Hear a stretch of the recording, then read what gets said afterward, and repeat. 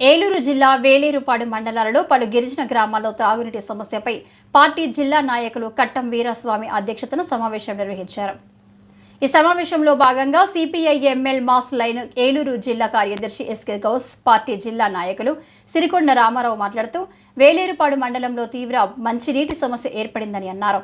ముఖ్యంగా కమ్మరిగూడెం, మేడపల్లి, అల్లూరి నగర్, కోయ మాధవరం, బంటిబండ, ఒంటిబండ, రామవరం, చెరువు గొల్లగూడెం, గుండ్లవాయి, సొందగుల్లగూడెం, రెడ్డిగూడెం, బండలబోరు, కన్నాయిగుట్ట, తిరుమలాపురం పలు గిరిజన గ్రామాలలో ఏండ్ల తరబడి మంచినీటి సమస్యతో తీవ్ర ఇబ్బందులు గురవుతున్నారు. ప్రభుత్వాలు మారినా త్రాగునీటి సమస్యను పరిష్కరించలేదని అన్నారు.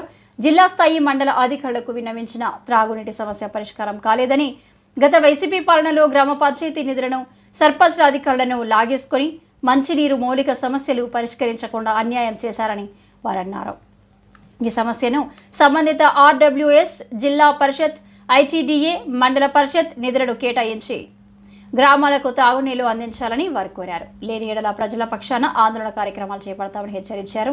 ఈ కార్యక్రమంలో పార్టీ డివిజన్ మండల నాయకులు SK Munni, V Venkataramudu, CH Rajulu, K Ramadevi, S Ramesh, S Dharmaraju, K Suresh, MC Temmayya, P Bhoomaiah తదితరులు పాల్గొన్నారు. వేలేరుపాడు మండలంలో అనేక గ్రామాల్లో మంచినీటి సమస్య తీవ్రంగా ఉంది.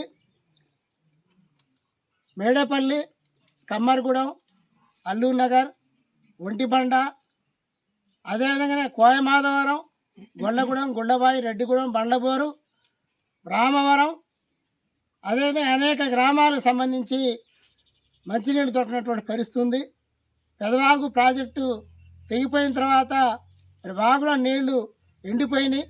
దానివల్ల నీరు కూడా మోటార్ ద్వారా లిఫ్ట్ కానటువంటి పరిస్థితి ఉంది. ఈ సమస్య ఈ రోజుది కాదు, గత అనేక సంవత్సరాల నుంచి, దశాబ్దాల కాలం నుండి ఈ సమస్య వెంటాడుతూ ఉంది.